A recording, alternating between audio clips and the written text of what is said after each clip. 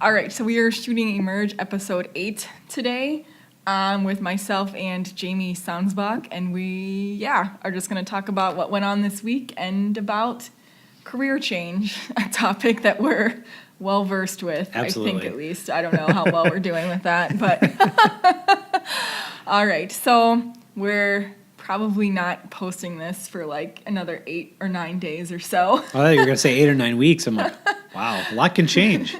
So it'll be a little delayed, but what went on this week in the entrepreneurial community that was exciting? So I think the biggest thing was 1 Million Cups on Wednesday. And for those of you that don't know, 1 Million Cups is our every month entrepreneurial event sponsored by the Kauffman Foundation.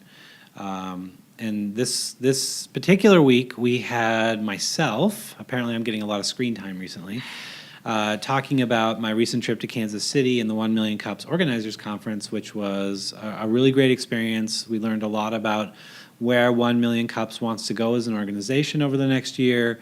They have a very ambitious goal of doing 500 chapters by the end of 2018, which is really crazy, and it's really aggressive. But I think, with the right community people behind them, they can do it. And then we had Edward Cohen from Easy to See Products, which I think was a fantastic 1 Million Cups presentation. You can check it out on the 1 Million Cups YouTube page, or 1 Million Cups Rochester YouTube page. And I think it was a great overall presentation from someone who really knows his market. He really knows the product he's selling. He has. In my conversations with him, he has a very deep pipeline of things he would like to develop going forward. And I think that's just, it's amazing. And I think the audience was really blown away by his talk. So I think that was great. What else happened?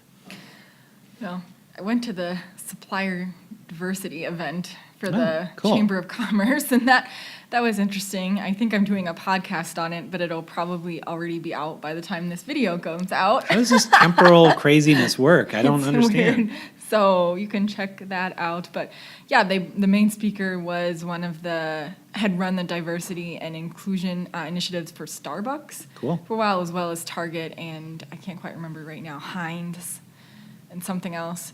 But then they had a event about networking, and it sounds a little interesting for a diversity and inclusion or a supplier diversity conference, but it was about like diversifying your network and really like thinking about new groups and where the useful or the utility of those connections would be. So it was actually put on by the networking talk by St. Mary's University and Christine Beach, who we're running an event with during Global Entrepreneurship Week. But Will we be doing Global Entrepreneurship Week before this airs? No, 8 or 9 days. We're still going. Oh, we're good. Hopefully it'll be at least a month or so after this. I'm scared. But no, it was about more like making meaningful connections rather than like connecting with as many people as possible and really being strategic in those partnerships. It's not about not talking to people if you don't think they're worth your time, but actually having meaningful connections and conversations. Just don't try and talk with every single person when you go into an event, because it's not going to be effective. I agree. And people aren't even going to remember you because it's just like a flyby. No, it's ridiculous. That's what I said for the past few years. People almost use business cards like a trophy. Like, oh my God, I got 400 business cards at this thing, and I'm like, well, who are they? Who are these people? How and that's actually last week we had the Transform Conference community event here in Collider and actually all around our building. And that was really cool because there were so many people in the room, but I got to have these sort of meaningful conversations with people who run kind of innovative parts of their healthcare systems from all over the U.S. And to just sit and talk about, kind of my history and where I was coming from with innovation in healthcare and seeing what they're doing and having these really deep conversations. I mean, I've already had, I think, 2 or 3 follow-up emails from people saying, let's connect further. And I think that's where you really build value are those deep connections with people versus those sort of light touch, business card, follow up with a sales pitch sort of thing that just has always turned me off, at least. Yeah, I almost don't even take business cards anymore, which is probably not a good thing. There's a balance, but Yeah. for the I have longer- no memory, so I have to have the business card so I remember who I was talking to. Right. No, that's part of it too. But yeah, I don't like when people just throw their business card at me, and I'm like, okay, who are you again? Yeah. What do you want? I'm always the last person to give out my business card because I Right. just wait till the very end. Because Right. sometimes if I just don't see any value, I Right. don't even want to give someone my business card. Right. There's just no need for it. Yeah. So it was interesting, and I think it validated a lot of my thoughts on how I operate, at least. And I think it's, always up to the individual person anyway. How many So- people were at that event? Oof. They had like breakout sessions in the morning, and it was, I don't know, maybe about 30 in each. But for the lunch, I'd say, I don't know. I'm pretty bad at guessing. Maybe like 60 or so. Oh, cool. So maybe 60 to 75 people. Yeah, it was a good event. So, all right, on with the main programming, unless you had something else. Nope, got nothing. All right, excellent. Yeah, so I thought we'd talk a little bit about career change and kind of how to navigate that. Part of it was because we both have took drastic changes in our careers and took extreme risks. And I think it's just important to talk about that to show that people can do it, and what steps you took to launch your career, and it's not always roses and sunshine either. No. So do you want to talk first about what you did and kind of how that transition happened to what you're doing now? So it's a long story, probably longer than you're going to be willing to listen to on this video. But really, I think my transition happened in a couple of phases. I think so I started out, at least my career here, as a laboratory technician at Mayo, and worked in that position for quite a few years. But I don't know when the point came when I was like, I'm not satisfied with this, or it was a great job, they're great people. It's just something told me I wanted to do something different. And it's funny how you don't really, it starts out almost as this sort of weird feeling you have, and it's just like something's not right. But I think it really took until I started doing more things in the community of Rochester, meeting more people, being exposed to life outside of the lab, which in many cases I had never been exposed to, because my only job up to that point was working in labs. I'd been working in labs since I was a junior in high school, and I just never had done anything else. There was that sort of stop in college, but even then, my job to make money to pay for college was in a lab. So I really had never broadened my horizons at all. So as I got more involved in sort of the entrepreneurial ecosystem and realizing that there needed to be support and help to build that ecosystem up, I started to get exposed to different ideas and perspectives, going back to the idea of diversity, diversity of thought, and just seeing what else was out there. And that led me to make what I thought at the time was a crazy decision, to transition on to a totally different job within Mayo, which was helping to get the Center for Surgical Excellence set up. And my role was not lab-based. It was funny because a lot of what I was doing in the community was really why they wanted me to take that role, not because of the 15 years I had put into lab work, which was kind of like it goes to prove that no matter what you're doing, it doesn't really define you, but it can and it can't, right? So I thought of myself as a researcher, and that wasn't how other people saw me. They saw me as someone who was active in the community and wanted to had a vision for what the community of Rochester could be, but also that was someone who was well connected and could help sort of an entrepreneurial effort take off at Mayo. So that was very good, and I loved doing it. I loved all the people I worked with. It was just fun to really get something new started, and it kind of gave me that thirst again for doing a startup.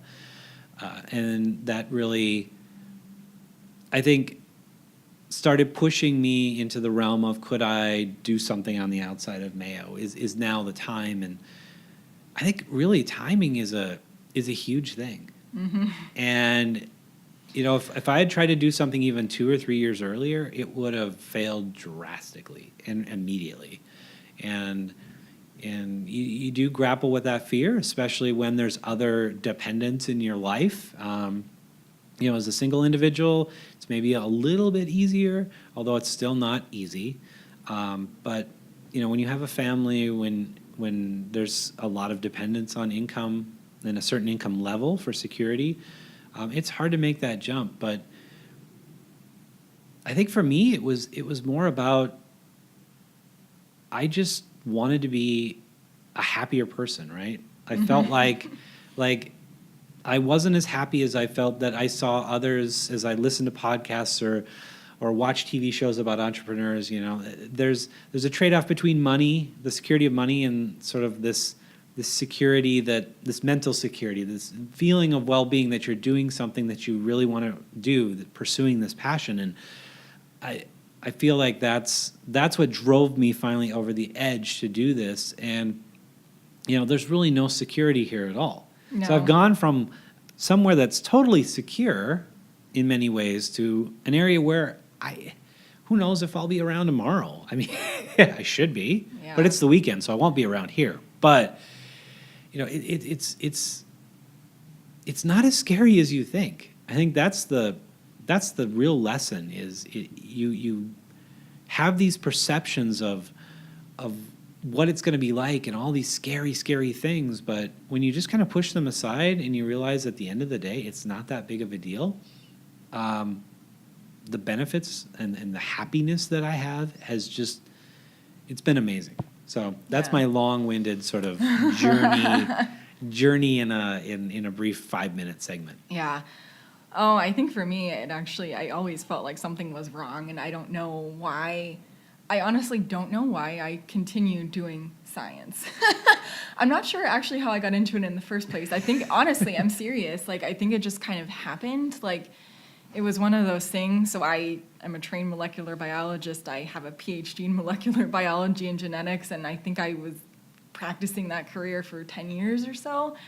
And I think, originally I've tried to pinpoint this point when this happened, when I wanted to do science. And I think I always wanted to be a veterinarian, and somehow when I went into college, it might not have been the right school for me, and it got pushed towards, let's do either medical school or graduate school. There was no other options at that college, and I think that kind of, I had a good experience.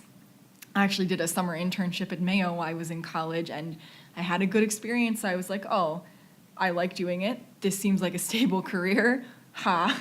Yeah. 9 years later, it was not a stable career at all.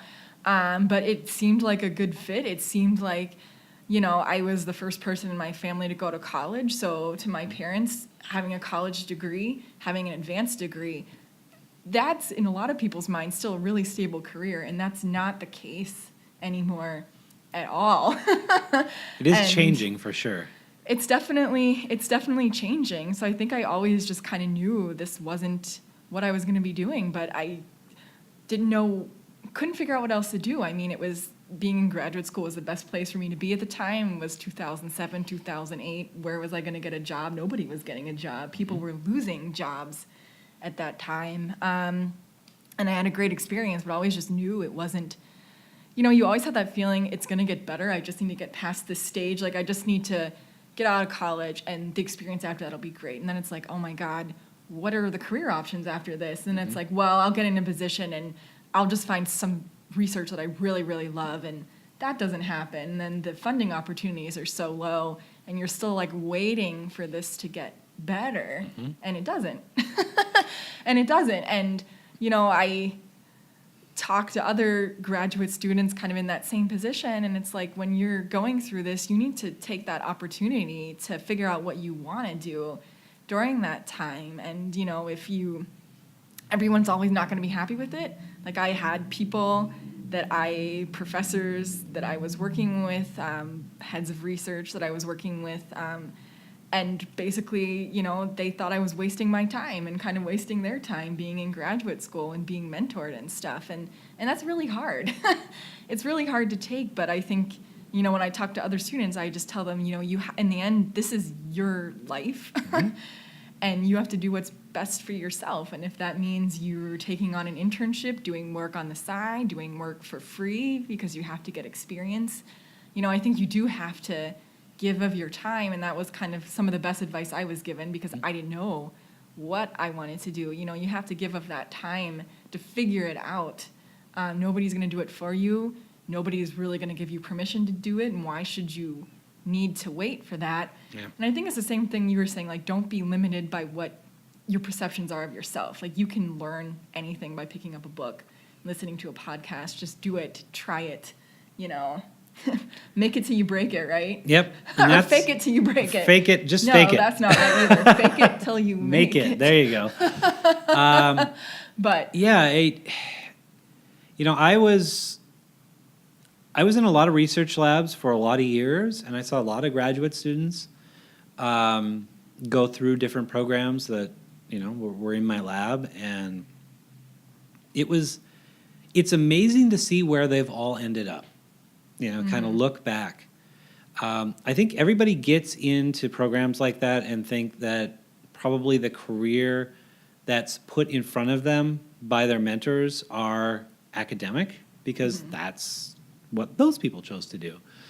And I was always a big fan of different universities I've worked with that wanted their graduate students to be exposed to a broad variety of things, because they knew the future wasn't always just academia. You have biotech companies, you have writing, you have I know some PhDs that are pharmaceutical reps. There's a broad variety of things that these careers, these PhD careers, you could do with it. And I just sometimes don't think that those options are presented to students. And then what happens is about halfway through, at least in my experience, watching from kind of the outside. You're going into a panic. That's the, can we swear on this podcast? Sure. Okay, that's kind of the oh shit moment. Yeah. Is that the first time someone swore on a podcast? No. Dang it.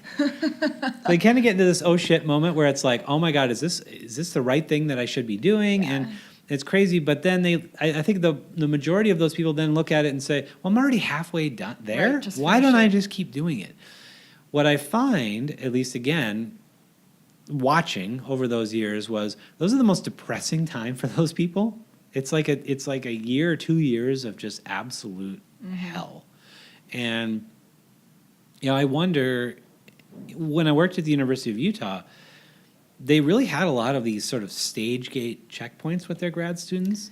A lot of them would just grab master's degrees and go. Yeah, I think that's happening more and more now. A lot more, almost in a way like counseling. Like they would meet with their committees and they would say, you know what, I just don't think this is the thing you want to do. And they would be very open and honest about that. And a lot of people ended up taking master's degrees. And there's nothing wrong with that. No. It's just, but at the same time, I really respect those people that hang on to finish, because that's a tremendous achievement. Definitely having that degree can open a lot of doors that, people with a bachelor's degree, it could never happen. But,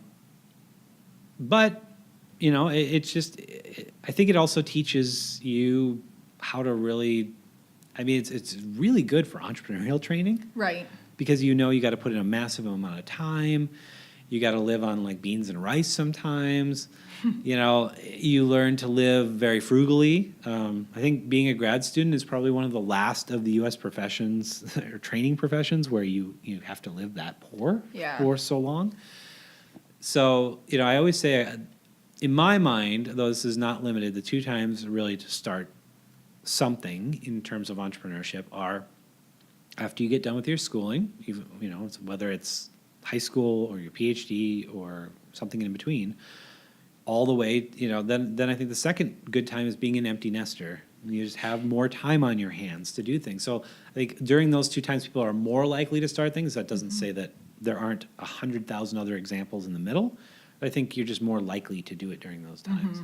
But I think, like you were saying, like timing too is so important, because I remember when we were starting the precursor to Rochester Rising, like I was all like hell-bent on getting this going, and you were the one who said it's not time, you need not ready yet, the time is not ripe, and I completely agree, since the two things we're doing, kind of the environment has to be right for those things, and if it was earlier, even by 6 months, it probably might not have even worked at all. No. So timing, being patient, really investigating what's going on, and I think there are two models. You just go, you just push and move as fast as you can, and then there's the steady progressive growth. And because I'm not some crazy genius or anything. I mean, a lot of the things we've executed on with Collider over the last year are things that, I would say 5 or 6 entrepreneurs in our community have tried to do in the past,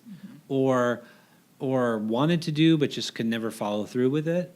So it's not really rocket science. It's just the timing wasn't there yet. The community wasn't willing to accept it. They didn't understand it. It took these years of trying to bring people along. And I was thinking about that the other day. You hear about these great success stories with people, and they always say, well, if you really, no one's an overnight success. This happened for a lot of you. But for every one person that's a success, I wonder how many people in kind of that same track gave up.